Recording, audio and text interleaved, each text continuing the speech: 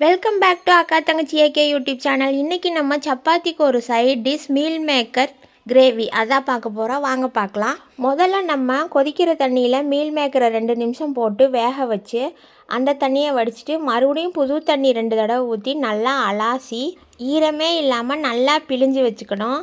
இந்த சோயா சங்ஸில் ஒரு மாதிரி ஸ்மெல் வரும், அதுக்காகத்தான் நம்ம மறுபடியும் அலாசி பிழிஞ்சு வச்சுக்கிறோம். இப்போ நம்ம கிரேவியை ரெடி பண்ணலாம். கடாயில் கொஞ்சமாக எண்ணெய் ஊற்றி பட்டை, பிரிஞ்சி இலை, 2 கிராம்பு, உங்களுக்கு தேவையான பிரியாணி ஸ்பைசஸ்லாம் போட்டு நல்லா வதக்கிக்கலாம்.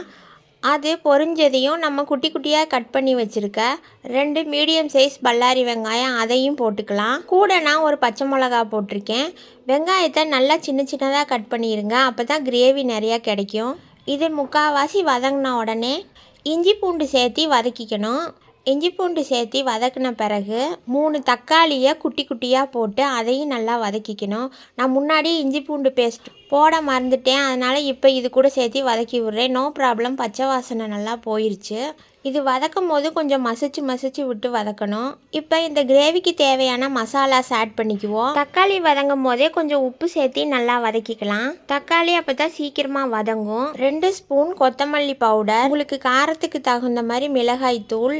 நான் 2 ஸ்பூன் மிளகாய் தூள் போட்டிருக்கேன், ஏன்னா நம்ம தேங்காய், கசகசா, முந்திரி பேஸ்ட்டாக அரைச்சி ஊற்றுவோம், அப்போ காரம் கம்மியாயிரும். கரம் மசாலா கொஞ்சம், மஞ்சள் தூள் 1/4 டீஸ்பூன் எல்லாத்தையும் போட்டு நல்லா வதக்கிக்கலாம். அதுக்கப்புறமா நம்ம வேக வச்சுருக்கிற சோயா சங்க்ஸை இதோடு சேர்த்து இதையும் சேர்த்து நல்லா வதக்கிக்கலாம்.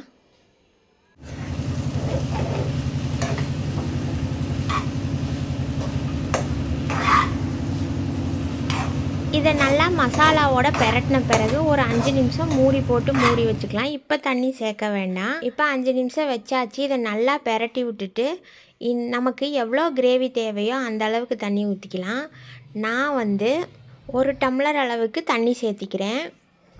இது ஏற்கனவே நல்லா வெந்துருச்சு, அதனால் ஒரு 5 நிமிஷம் மட்டும் இந்த தண்ணி சேர்த்த பிறகு கொதிக்கட்டும்.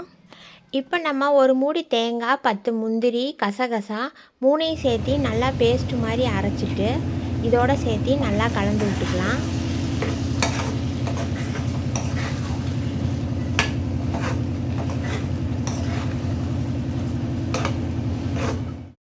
இது ரொம்ப நேரம் இருக்கணும்னு அவசியம் இல்லை, ஒரு கொதி வந்தால் போதும். கருவேப்பில், மல்லித்தழை தூவி நம்ம இறக்கி வச்சிடலாம். நம்ம மீல் மேக்கர் கிரேவி தயாராகிடுச்சு.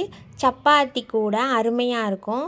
சாதத்தோடய நீங்கள் பிசைஞ்சு சாப்பிடலாம், ரொம்ப டேஸ்ட்டாக இருக்கும். நீங்களும் ஒரு தடவை உங்கள் வீட்டில் ட்ரை பண்ணி பாருங்கள். நன்றி, வணக்கம்.